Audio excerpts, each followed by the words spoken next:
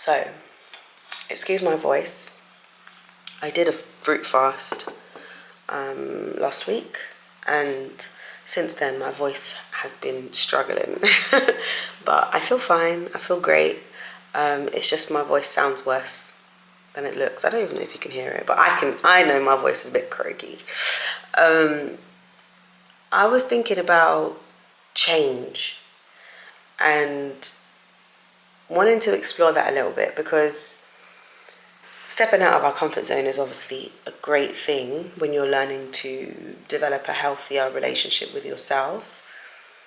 But big changes are not easy for many people. Okay, so sometimes I think when people think of change, it's always the further end of the spectrum, where they're thinking about moving home, getting a new car, starting a new job, having a baby, those kind of big changes. They are changes, of course, but at the other end of the spectrum, there's also your nails growing, which is a constant change. And that was something that made me think about the fact that there is constant change happening around us. But for some of those changes, we are more accepting and more embracing, and other changes we are not so accepting. So I think it's when there are really big changes happening all at once, you look at the mountain, you're like, there is no way that I'm going to be able to get to that point. But I want you to kind of take a step back and follow me when I kind of walk you through how to approach that mountain of change, essentially. If that's what you're approaching, and if you are someone who is resistant to change or those bigger changes in general, then I think this will be for you. So, as I said, change is always happening. It's a consistent thing. You don't notice that your fingernails are growing, but you notice once they are too long or whatever, and you want to cut them down. There was a lady that I used to work with a good number of years ago now. Any change, any change that was like, we're changing the system, she would be so resistant to it. Like her defenses would come up. She wouldn't be happy. She would, really push back on any changes, even if it was changes for the benefit, even if it was changes making things easier. It was like, no. Because in my own perspective, I think she saw everything as like a mountain. So there was a point where I would get so much pushback, so much conflict, that I started to think, okay, how else can I approach changing this system with this person? Because these things have to change, because it's not getting done in the way that I need it to get done, so that the rest of the system follows through accordingly. So one of the things I noticed is that when I said to her, hey, today, would you mind doing 1, 2, 3 instead of what you usually do? She's like, yeah, no problem. If I left it like a day or two and then asked her again and said, hey, could you do that thing again you did from the other day? It was really good. 1, 2, 3. Cool. Yeah. No problem. But if I was to say to her, hey, by the end of the month, I want us to be able to get X, Y, Z done in this order, she'd be like, whoa, nah, you're asking me to do too much. She didn't talk like that. That's just me. But it would be pure defenses up. So when I noticed that, I said to her, okay, so I'm going to just ask you to just do these 3 things. That's it. Okay? We're going to start working in very small increments. We don't have to change overnight. And I could notice the anxiety that presented in her when she would think that she has to change things overnight. How many of us, because that got me thinking, how many of us, when we think about a change or something that we have to do, we think about point 100.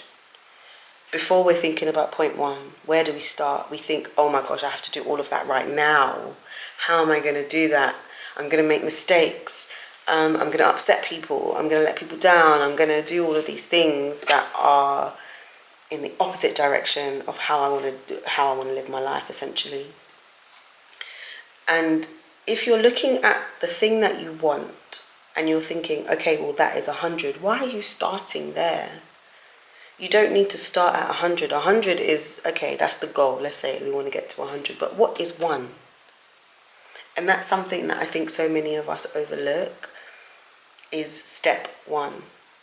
And then getting comfortable with step 1 and then moving to step 2 and then getting comfortable with step 2 and then so on and so on. I was reading the other day about hikes up Machu Picchu, or hikes in Machu Picchu. I don't know which one, but yeah, like the mountain is so high that you have, once you get to a certain point, you have to maybe stay a night or two to acclimatize yourself to that air. Otherwise, if you just rush straight to the top, you will essentially die, because your lungs won't be used to breathing that kind of air. And that's what I think about when I think about change. So my transitioning when I was changing my diet, and then thinking about, okay, if I'm climbing a mountain, actually it's been proven, people have lost their lives because they've just tried to rush to that point 100. They've just been like, nope, I'm getting there.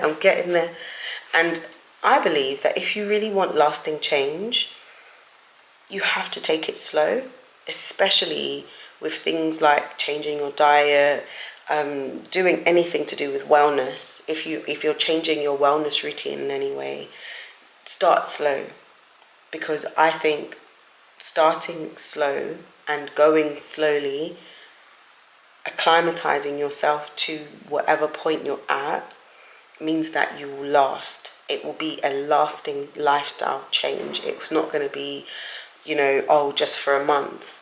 Going to therapy. And this isn't a plug. This isn't a plug for you to go to therapy.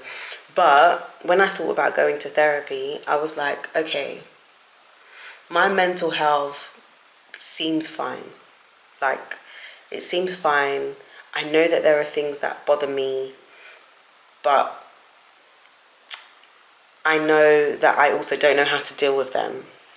Do I want to wait until things get out of hand and I have to go to therapy, and I must and I need therapy? Or do I want to approach it slowly, at my own pace, and doing it on my own terms? Would I prefer that? And the answer essentially was yes. And that was the reason, one of the reasons why I was like, I'm going to therapy. This is great. And it meant that I had a whole different attitude to the topics that were explored, the time that I invested, the approach that I took to it. It wasn't like, I need this.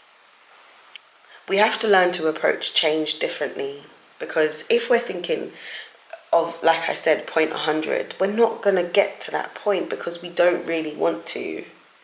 That seems like a chore. I really want you, when you're thinking about changing things in your life, to do small increments. You have to think, okay, so what do I actually want? Okay, that's 1. How can I get there? That's 2.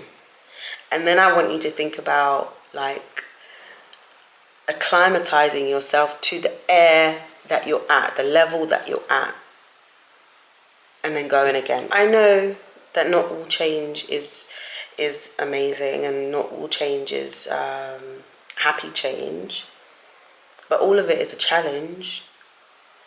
And if we learn to embrace the fact that changes are constantly happening, and maybe like being ready for a change to happen is something that we can start to work on.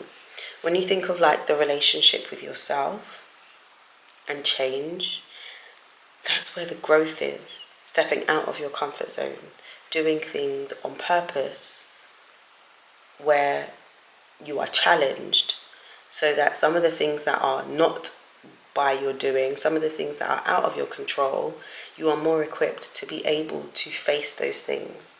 You can challenge yourself so that when those challenges come about that you are not in control of, you're not afraid of them, because you know, well, actually, I'll be okay.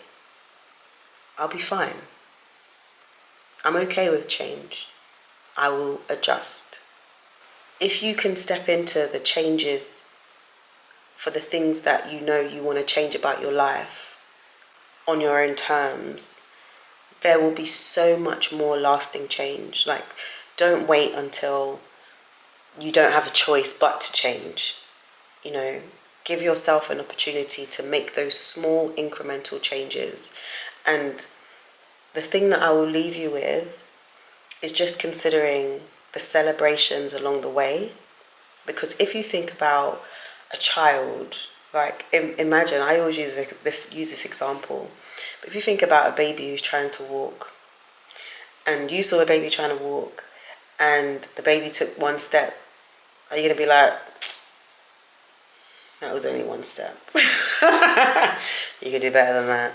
You're going to be like, oh my gosh, you did one step, amazing. And they're going to be like, oh my gosh, I did something good, let me try again. Do you know what I mean? Or they might try again a few days later. But the fact is, they will have received the praise to know that that is something that is good. Because I know that you do it, or maybe not you, but people definitely do it, especially to babies when they've done something bad. Oh my gosh, don't do that. I hope you don't talk to your kids like that. But be equal, be balanced. If you're going to tear yourself down when you've made a mistake, which is something that I'll talk about, because I don't want you to be doing that, lift yourself up when you've taken a step in the right direction. Okay? So on that note, let me know in the comments what your thoughts are. Remember to subscribe to the channel, and I hope to see you next time. Bye.